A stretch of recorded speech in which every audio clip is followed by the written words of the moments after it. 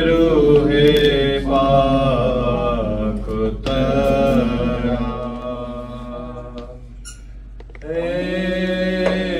रूहे पाक उतरा,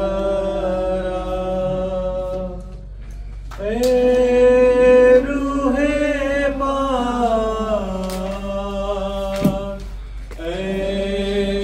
रूहे पाक, रूहे पाक उतरा। जज्बा करता रसूलों का, जज्बा करता रसूलों का, जज्बा करता, जज्बा करता, जज्बा करता रसूलों का। हिकमत से तू कर मुझे मामूर, हिकमत से तू कर मुझे मामूर, हिकमत से तू कर, हिकमत से तू कर, हिकमत से तू कर मुझे मामूर। ये रूहे पाक उतरा।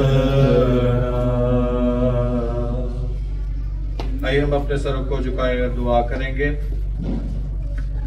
खुदा तेरा मुकद्दस पाक कलाम नूर है, जिंदगी बख्श है। इसमें लिखे हुए हर लफ्ज के लिए जो तेरे पाक रूह की तहरीक से हम तक पहुंचे हैं, इस किताब में रकमबंद हुए, खुदा हम हर एक लफ्ज के लिए जो इस मुकद्दस पाक कलाम में लिखा गया है, तेरा शुक्र अदा करते हैं कि खुदावंद जब ये नूर हमारी जिंदगियों में चमकता है तो तारीकी हमारे बंदों में से जाती रहती है। इस नूर की रोशनी के लिए, इन अच्छे खुदावंद अल्फाजों के लिए जो इसमें लिखे गए हैं, जो हमारी जिंदगी की तब्दीली के लिए हैं, जो मौसर हैं, जो पाक हैं, जो बाबरकत हैं, हम तेरा शुक्र अदा करते हैं। खुदा तो अपने पाक कलाम को हमारे जिंदगियों में खुदा नूर की मादे चमका, ताकि खुदा हम दना दिल हासिल करें और इस मुकद्दस पाक कलाम पर अमल करते हुए अपनी जिंदगियों को बसर करें। खुदा बाप, खुदा बेटे और खुदा पाक रूह के नाम में, आमीन। लास्ट संडे कलाम मुकद्दस में से हमने आजमाइश के बारे में सीखा, टेम्पटेशंस के बारे में, किस तरह से आजमाइशें ईमानदारों पर आती हैं। और लास्ट संडे हमने देखा कि हमने डैनियल की लाइफ पर गौर किया, हमने सदरक मिस्र और अब्दुन्जू की बात की। हमने लास्ट संडे देखा कि किस तरह से इब्राहिम जो है वो आजमाया जाता है, खुदा उससे आजमाइश में से जब वो निकलता है तो कितनी बरकतें फरमाता है। हमने लास्ट संडे में जो सीखा था, आज उसका पार्ट सेकंड मैंने आपको बताया था कि हम गौर करेंगे। नेक्स्ट संडे जो है वो आज भी हम बात करेंगे टेम्पटेशंस पर ही, कि किसके वसीला से। लास्ट संडे हमने देखा कि दो तरह की आजमाइशें कलाम मुकद्दस में मौजूद हैं। पहली तरह की आजमाइश जो है वो खुदा की तरफ से आती है, और जो आजमाइश खुदा की तरफ से आती है वो बुराई से नहीं होती। आपने अभी जो हवाला सिस्टर निदा ने पढ़ा उसमें हमने देखा कि ना खुदा बदी से आजमाता है और ना वो आजमाया जा सकता है। खुदा कभी आपको बीमारियों में मुब्तला नहीं करता, खुदा आपको कभी भी बुरे तरीके से आजमाता नहीं है, बल्कि जब भी खुदा ईमानदारों की आजमाइश करता है तो वो उनको और ज्यादा स्ट्रॉन्ग करने के लिए होती है, उन्हें और ज्यादा जो है वो आगे बढ़ने में उनकी मदद करती है। जिस तरह से हम सिंपल से एग्जांपल लेते हैं कि कैसे सोना जब भट्टी से निकलता है तो चमकदार हो जाता है। कभी आपने देखा है कि जो स्टोन्स होते हैं, समंदर पर आप जाए तो बीच पर बड़े आपको जो स्टोन्स पड़े होते हैं बड़े मुलायम से लगते हैं, जब आप उसको हाथ में पकड़ते हैं तो वो जरा भी खुरदरे नहीं होते। देखा ना, वो क्यों खुरदरे नहीं होते? क्योंकि उन पर डेली कितनी लहरें जो है वो उनके साथ टकराती रहती हैं, टकराती रहती हैं, टकराती रहती हैं, और वो उन लहरों के दबाव में और उन लहरों के टकराव के वसीला से कैसे मुलायम और गोल हो जाते हैं कि जब हम उसे हाथ पर पकड़ते हैं तो बड़ा अच्छा फील होता है। जो पत्थर पहाड़ से लुढ़कता हुआ जमीन पर आता है वो भी ऐसे ही गोल हो जाता है। कभी आप पहाड़ के नीचे खड़े हों तो आपको छोटे छोटे स्टोन्स मिलेंगे जो कि ऊपर से नीचे आते आते आते कितनी ठोकरें खाई हैं उन्होंने। एक से टकराया, दूसरे से टकराया, तीसरे से टकराया, नीचे गिरते गिरते उसे पता नहीं कितने साल लग जाते हैं, लेकिन जब वो गिर जाता है, जब वो नीचे हम उसे उठाकर देखते हैं तो वो बड़ा मुलायम होता है, उसमें खुरदरापन नहीं होता। आप पहाड़ को देखें तो वो खुरदरा होता है, लेकिन जो उसके साथ स्टोन पड़े होते हैं छोटे छोटे वो कैसे मुलायम होते हैं, क्योंकि यही ईमानदारों की जिंदगी है। ईमानदारों की लाइफ जो है, जो राइचस पीपल हैं, वो ऐसे नहीं है कि उनकी लाइफ बड़ी इजी होती है, कि उनकी लाइफ जो है वो कोई कहते फूलों की सेज नहीं है, वो कांटों के बिस्तर की मानिंद है। ईमानदारों को हर रोज मुझे और आपको आजमाइशों में से गुजरना पड़ता है, आजमाइशों में से हमें जाना पड़ता है। लेकिन हमने जैसे पिछली दफा सीखा कि अयूब के बच्चे मर गए, अयूब के पास से मालो दौलत चले गया, अयूब के जिस्म पर फोड़े फिंसियां टाइप कोई स्किन डिजीज हो गई, तो हम देखते हैं कि वो खुदा का नशुक्रा नहीं होता। कितनी बड़ी आजमाइश है किसी के बच्चों की डेथ हो जाना और वो आदमी खुदा का शुक्र करता हुआ हमें वहां पर नजर आता। वो कहता है खुदावन ने दिया, खुदावन ने लिया, उसका नाम मुबारक हो। फिर हम देखते हैं कि उसको बीमारी लगती है और उसकी बीवी कहती तो खुदा पर लानत कर और मर जा, जिसने तुझे इतनी बुरी मुसीबत में डाल दिया, जिसने तेरा सब कुछ तुझसे छीन लिया, तू उस खुदा पर लानत कर और मर जा। लेकिन अयूब क्या कहता है कि क्या हम खुदा के हुजूर से सुख पाए और दुख ना पाए? तू नादान औरतों की सी बातें करती है, क्या हम खुदा के हुजूर से सुख पाए और दुख ना पाए? तो अयूब की जब हम बात करते हैं, हमने एक और भी देखा कि जिस तरह से जोसेफ, हम देखते हैं कि उसके भाई उसको कुएं में धक्का दे देते हैं। वो वक्ती तौर पर तो कुआं लग रहा होता है, जब हम आजमाइश में गिरते हैं तो ये एक ऐसी ही बात है कि वक्ती तौर पर तो वो कुआं जिसमें उसके भाइयों ने यूसुफ को डाल दिया, वक्ती तौर पर तो वो उसके लिए मौत का घड़ा था जिसमें उसको फेंक दिया गया, और वो उस मौत के घड़े में से बाहर निकलने में बड़ी आजमाइश में पड़ा हुआ था। और वक्ती तौर पर वो ये सोच रहा होगा कि जिस घड़े में मैं गिर चुका हूं उससे शायद मैं जिंदगी भर बाहर नहीं निकल सकता। लेकिन खुदा क्या करता है? यूसुफ की स्टोरी आपने पढ़ी है ना, तो खुदा उसे निकाल कर वजीर बनाता है, वो लोगों के हाथ में बिकता है, बिकने के बाद वो पोतीफर के घर जाता है और आला मर्तबे पर फाइज हो जाता है। तो खुदा जो है वो कुएं से निकाल कर जो है वो वज़रा बनाने की कुव्वत रखता है। जब आजमाइशें आती हैं, तो जब ईमानदार उस आजमाइशों में से निकल जाते हैं तो उनके साथ बरकत भी है, खुदा उनके साथ बरकतें भी अता करता है। और हम देखें कि खुदा ने इब्राहिम से कहा, जब खुदा ने कहा कि मुझे अपनी सबसे खूबसूरत चीज मेरे लिए कुर्बान कर दे, तो वो अपने बेटे को पहाड़ पर ले जाता है ताकि उसे कुर्बान किया जाए। लेकिन खुदा उसके लिए क्या करता है? प्रोवाइड करता है उसके लिए बर्रा मुहैया करता है, और जब वो आजमाइश में से निकल जाता है, कितनी बड़ी आजमाइश है। मेरा इकलौता बेटा उजियल हो जैसे खुदा मुझसे कहे जा इसको सोख्तनी कुर्बानी के लिए कुर्बान कर दे, तो कितनी बड़ी आजमाइश है उस आदमी के लिए जिसकी बीवी 99 इयर्स की थी, जिसकी उम्र 110 साल थी। वो कहते कि हम तो बूढ़े हैं, हमसे औलाद कैसे पैदा हो सकती है। उस औलाद की खुदा कह रहा है कि कुर्बानी मेरे लिए दे दो।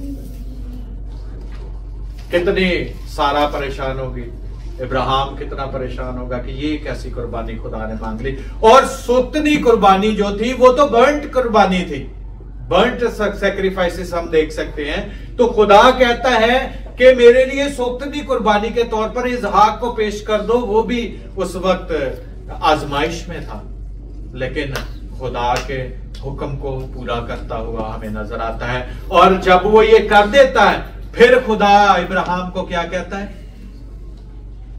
मैं तुझे कौमों का बाप बनाऊंगा और तेरी औलाद रेत के जर्रों की मानिद होगी। खुदा इब्राहिम को ब्लेसिंग देता है।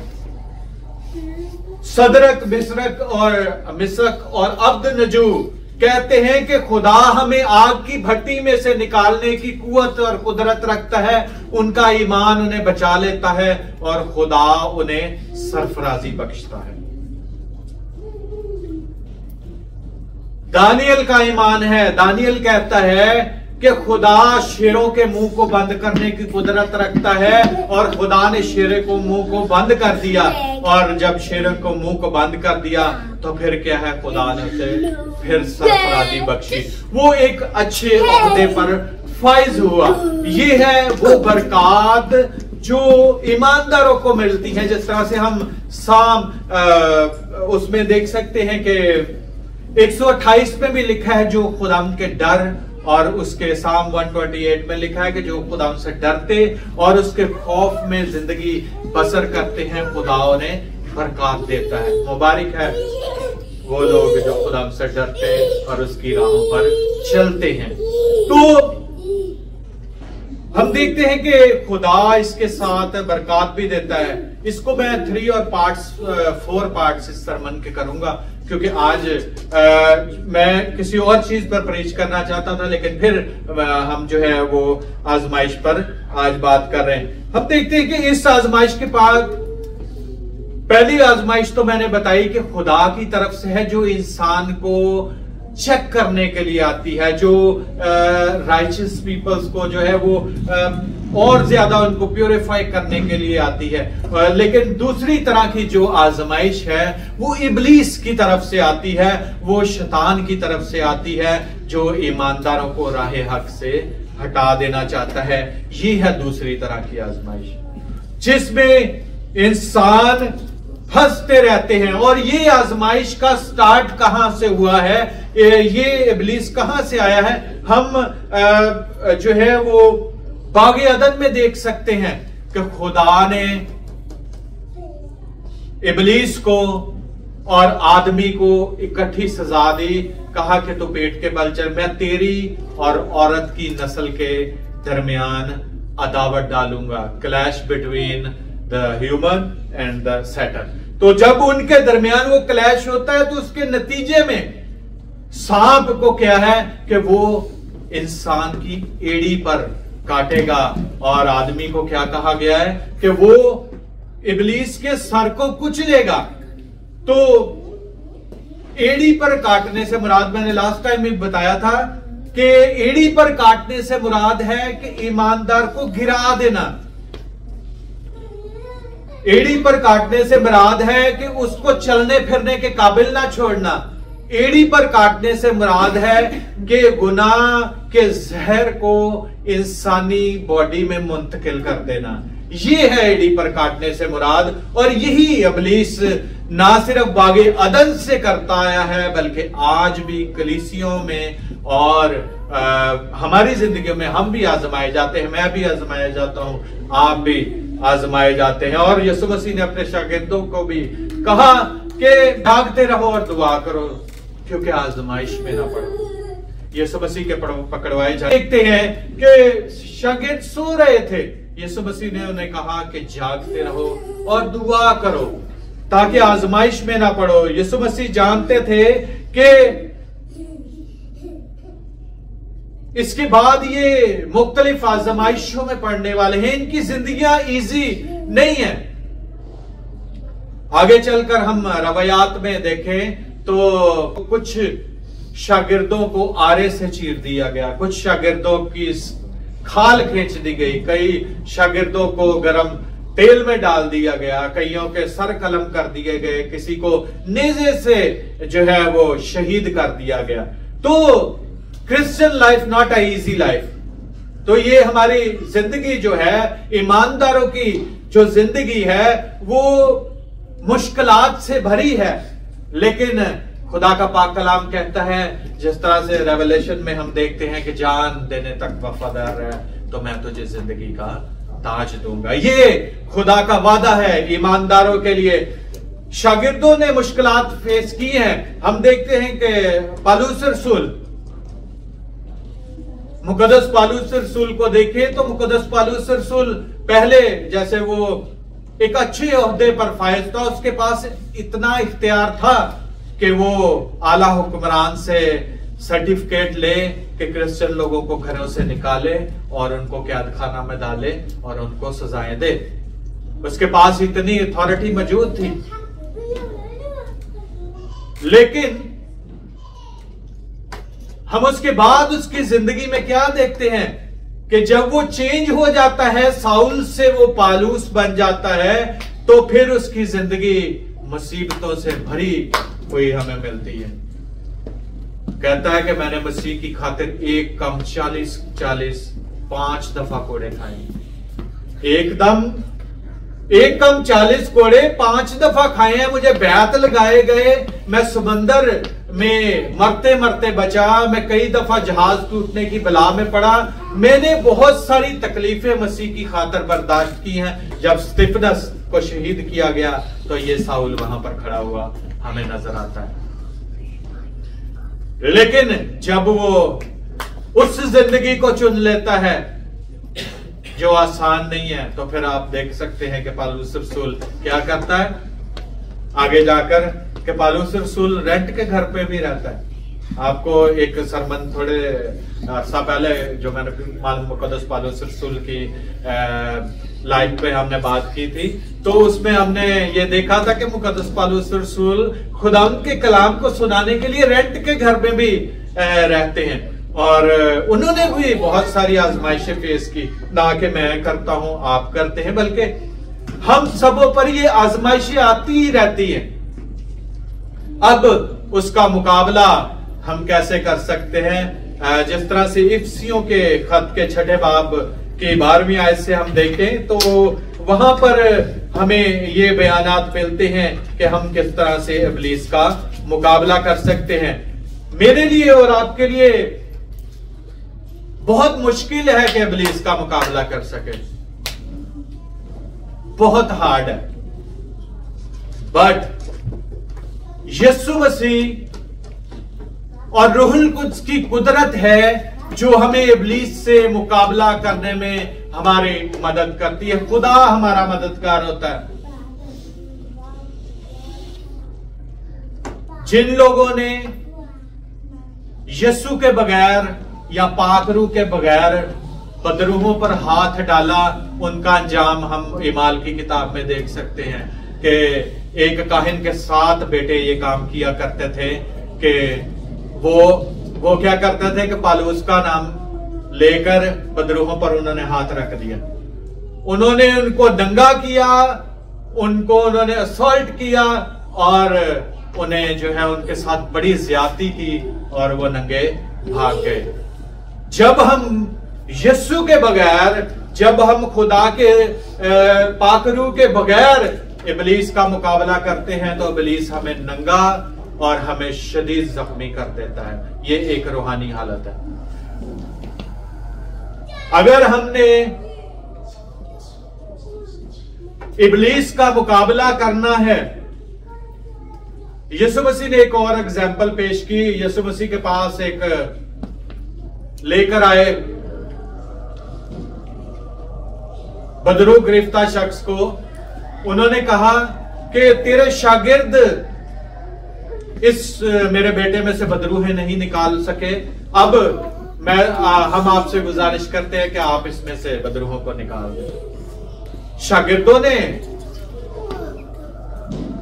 यीशु मसीह से पूछा कि हम इस शख्स में से बदरूहों को क्यों ना निकाल सके। यीशु मसीह ने कहा कि ये किस्म दुआ के बगैर नहीं निकल सकती। वो शख्स जो उसको आग में डालता था, अपने वो हवाला पड़ा होगा, तो वो उसको मरोड़ता था और वो आग में अपने आप को फेंकता था, अपने आप को जख्मी करता था। तो शागिर्दों ने कहा कि हम इसको क्यों नहीं निकाल सके। यीशु मसीह ने कहा कि बगैर दुआ के ये किस्म नहीं निकल सकती। अगर हमें आजमाइशों का मुकाबला करना है तो उसके लिए खुदा ने हमारे लिए मुकद्दस पौलुस रसूल जो है, जब इफिसियों का खत उसका 6वां बाब पढ़ते हैं, गर्ज खुदावंद में और उसकी कुदरत में मजबूत बनो, एफिशियंस चैप्टर 6 वर्स 10 to 19, तो वहां पर हमें ये पता चलता है कि हमें खुदा के हथियार बांधने के लिए बताया गया है। खुदा ये चाहता है कि हम इब्लीस का मुकाबला करें और शिकस्त दें, लेकिन उसके लिए जरूरी क्या है कि हम खुदा के हथियार पहन लें, एक आर्मी मैन की तरह, एक सोल्जर की तरह, जिसके पास सीना बंद भी होता है ताकि कोई तीर आकर लगे और उसका दिल या उसका सीना जो है वो छलनी ना हो जाए। एक आर्मी मैन की तरह हेलमेट पहन ले ताकि अगर कोई वार जो है उसके सर पर होता है तो उसकी दिमाग जो है उसकी हिफाजत हो सके। तलवार पकड़ा दी गई ताकि वो अपने दुश्मन का मुकाबला आला तौर पर कर सके। पांव में सुलह की खुशखबरी की तैयारी के जूते पहनकर निकलना है, एक आर्मी मैन की तरह। और रूह की तलवार क्या है? खुदा का कलाम है जो हमें लेकर निकलना है। आपने देखा यीशु मसीह ने इब्लीस का मुकाबला किस तरह से किया। सैटन वहां पर ये कहता है कि अपने आप को नीचे गिरा दे, क्योंकि लिखा है कि वो तुझे अपने हाथों पर उठा लेंगे, ऐसा ना हो कि तेरे पांव को पत्थर से ले लगे। सैटन कलाम की आयत इस्तेमाल करता हुआ हमें नजर आता है, उसे भी आता है, अलीम है। नेक्स्ट सरमन इस पे भी दूंगा कि इब्लीस के पास कितने इख्तियारात है। मैं और आप कलाम मुकद्दस के 3 हवाला जात हैं जो आज मैंने टच ही नहीं किए, वो नेक्स्ट पे रखते हैं। 4 सरमन दूंगा इस पे मैं टोटल, 2 आज दूसरा। तो हम देखेंगे कि किस तरह से इख्तियार उसके पास मौजूद है। अगर उसका मुकाबला करना है, यीशु मसीह ने किस तरह से मुकाबला किया है? लिखा है कि वो तुझे अपने हाथों पर उठा लेंगे, अपने आप को नीचे गिरा दे। यीशु मसीह ने कलाम से ही उसका जवाब दिया है कि तू खुदावंद अपने खुदा की आजमाइश ना कर। रूह की तलवार है खुदा का कलाम, जिससे हमें इब्लीस का मुकाबला करना है। हमारे पास बाइबल मुकद्दस है, ये है रूह की तलवार जिससे हम इब्लीस का मुकाबला कर सकते। आज हम देखते हैं कि मुख्तलिफ कल्ट्स मौजूद हैं, मुख्तलिफ बिदती फिरके हैं जिनको इब्लीस इस्तेमाल करता है खुदा के कलाम को गलत फैलाने के लिए।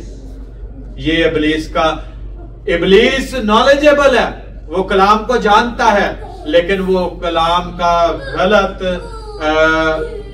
जो उसका फैलाव करता है ताकि गलत कलाम फैले। और उसके वसीला से आज देखे जगह जगह पर कोई ओनली जीसस है, कोई यहोवा विटनेस है, कोई कुछ है, कोई मॉर्मन्स है, कोई कुछ है, कुछ।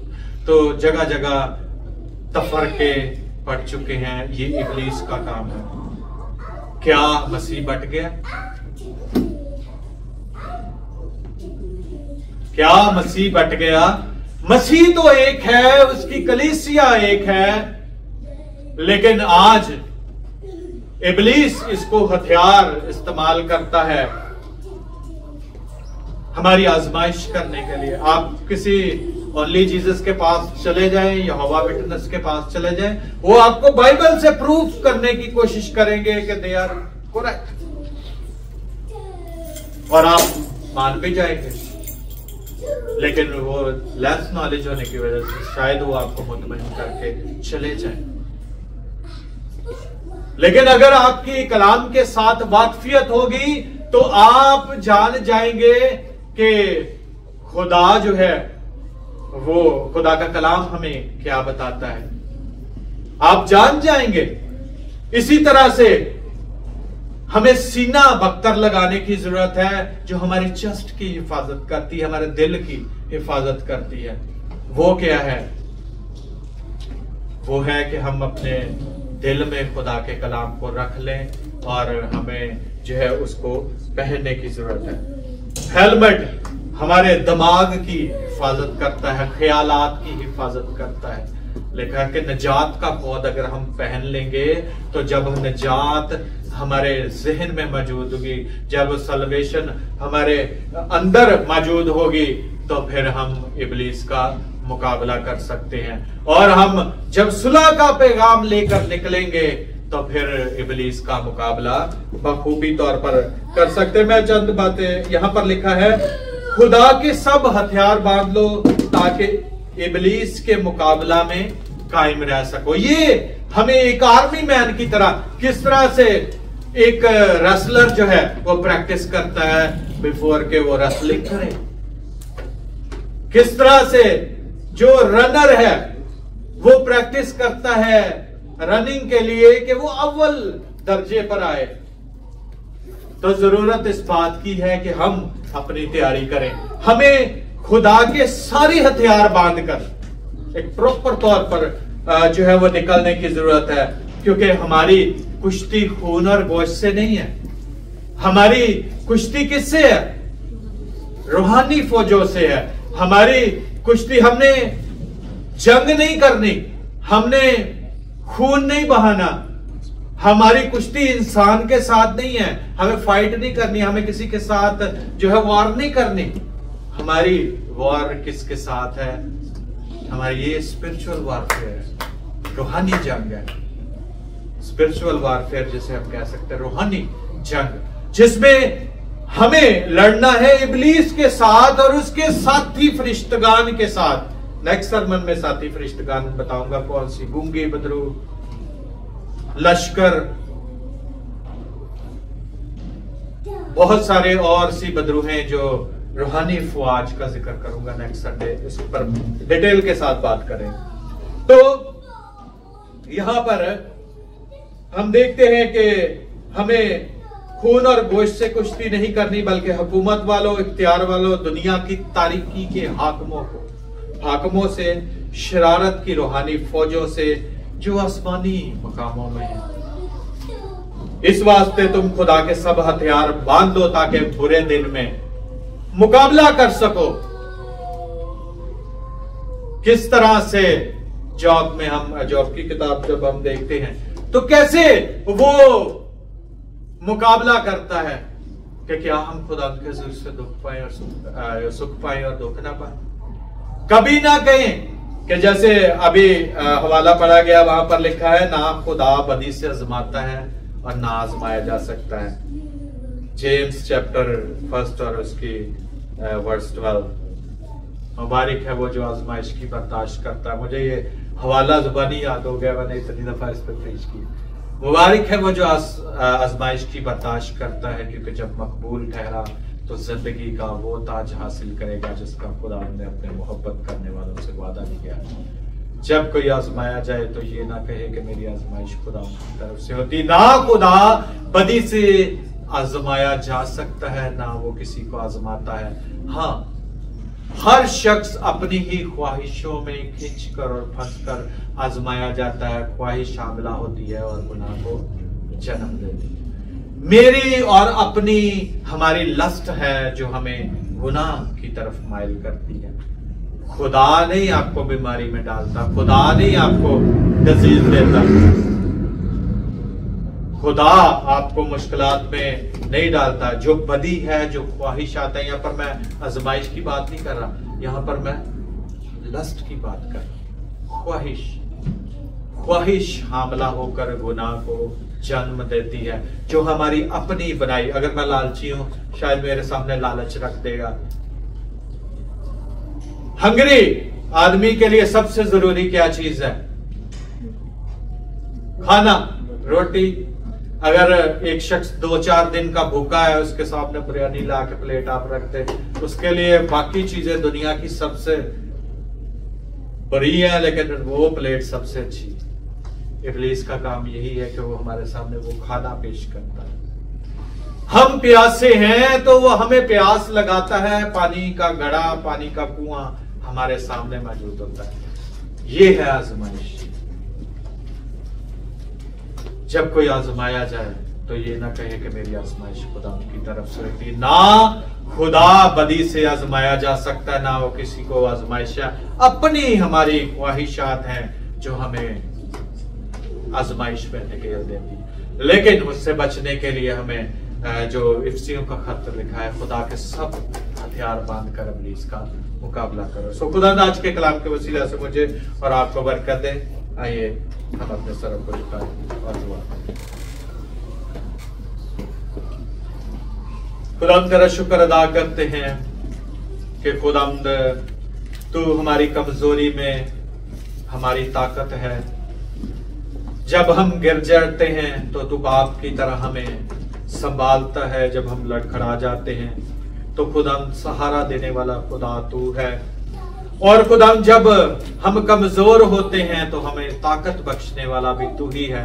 तेरा पाक रूह हमेशा हमारी रहनुमाई करता है, जिंदगी के हर मोड़ पर हमें संभालता है, सिखाता है, बताता है, समझाता है और हमें चलना सिखाता है एक नए बच्चे की तरह, एक नवजात बच्चे की तरह।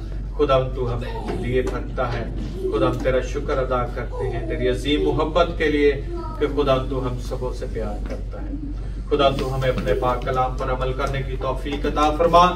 खुदा बासियत इंसान बाज़-औक़ात हम खुदावंद तेरे कलाम की बातों पर अमल नहीं कर पाते क्योंकि खुदा हम कमजोर हैं और अपनी कमजोरियों का इकरार करते हैं।